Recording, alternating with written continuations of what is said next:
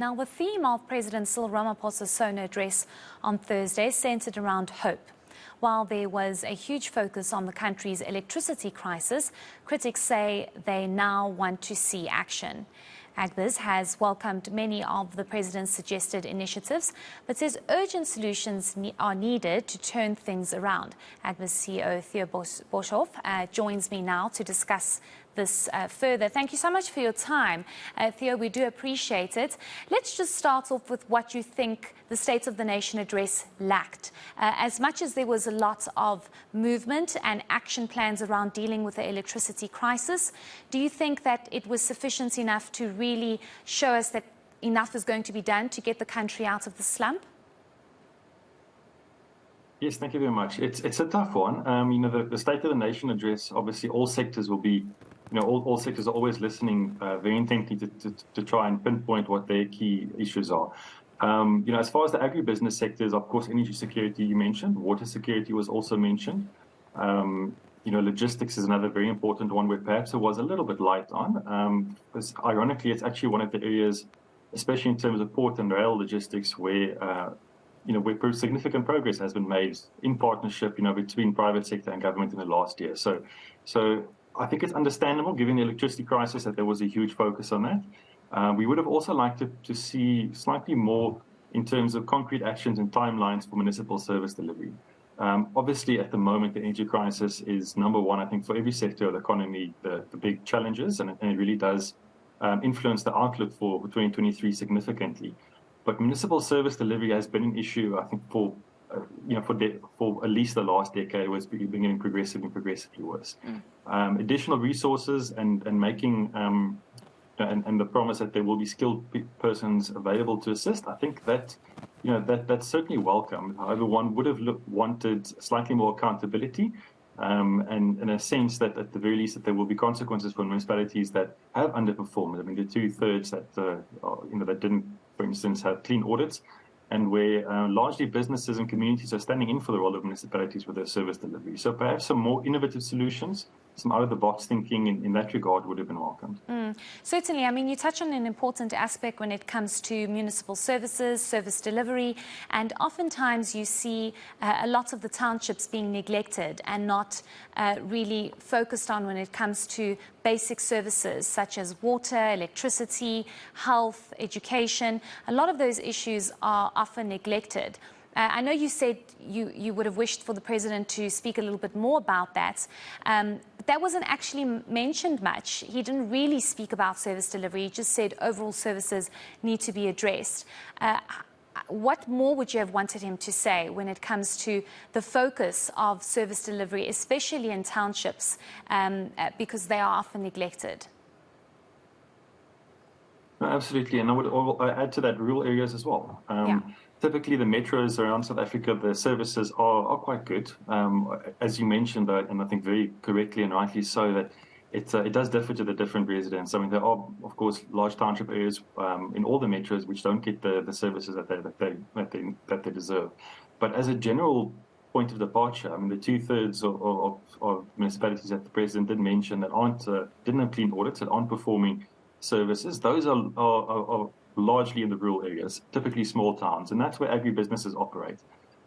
Very often these agribusinesses are the hub, or so the anchor tenant, and the biggest source of income and jobs for many of these local areas.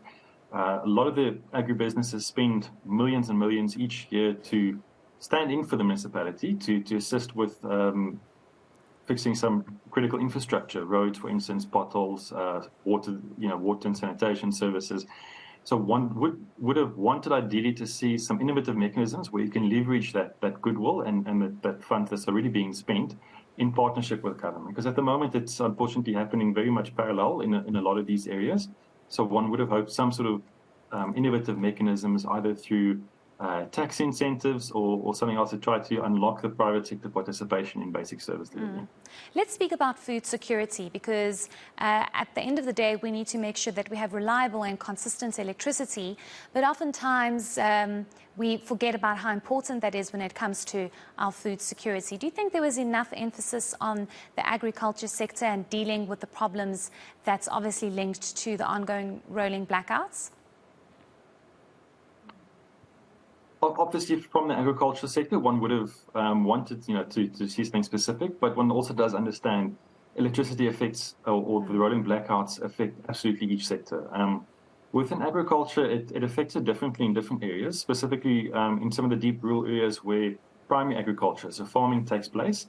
There, the likes of dairy farmers, irrigation, these are very energy-intensive type of agricultural practices. So certainly there, the food security threat and element does come in when it does have rolling blackouts, especially the stop-start nature of it. And one's seen, especially with irrigation, about 33% of our food security is directly tied to irrigation, and that's not simply sort of fruit and vegetables, which make up the bulk of it, but about 30% of the maize, 15% of the soya also accounts for irrigation, and that also goes into animal feed, of course, which is vitally important.